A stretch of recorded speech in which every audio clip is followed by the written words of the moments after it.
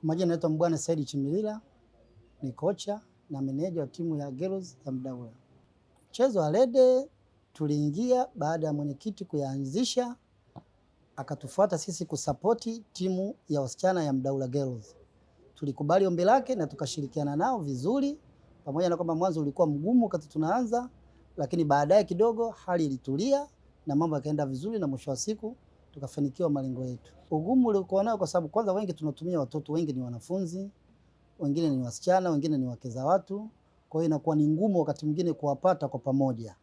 Kwa hiyo lakini baadaye wale wazazi walikubali watoto wao kuachia, na hata wale waliokuwa na wake zao nao wakaamini kama hii ni michezo na burudani inaenda sehemu yoyote, na hao wakakubali kutupa ushirikiano, na ndio maana timu yetu ilikuwa pamoja, na hata jana tulikuwa pamoja toka asubuhi mpaka tukamaliza jambo letu jioni.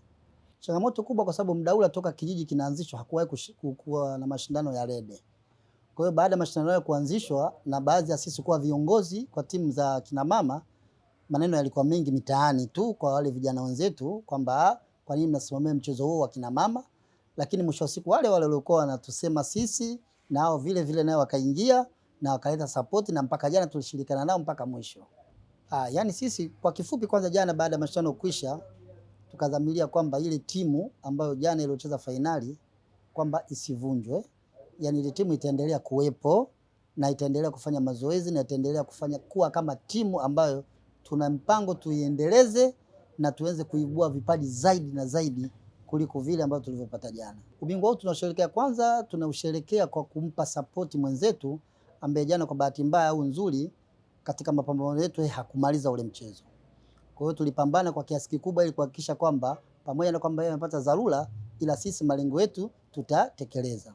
Kikubwa zaidi tunawapa pongezi wote akishirikiana na mwenyekiti wetu hapa kwa kutupa nguvu, misimamo na kutuchangia na kutusaidia kwa hali na mali mpaka jana tumemaliza fainali yetu. Kwa kweli mchezo wa rede ni mchezo mzuri kwa sababu kwanza hauna makandokando. Ni mchezo mzuri kwa sababu watoto wa kike wenyewe wanaupenda na wamekubali kuucheza na wamekubali kufuata, kwa sababu kikubwa zaidi rede ilikuwa wengi walikuwa wanacheza rede ya shule ya vijiti kujaza chupa, kulikuwa hawajui sheria, lakini bahati nzuri wakajua sheria na wameucheza, hauna malalamiko. Anayefungwa kwenye rede anakubali kafungwa. Kwa hiyo nachowasihi wazazi, watoto wote wajitokeze kwa rede.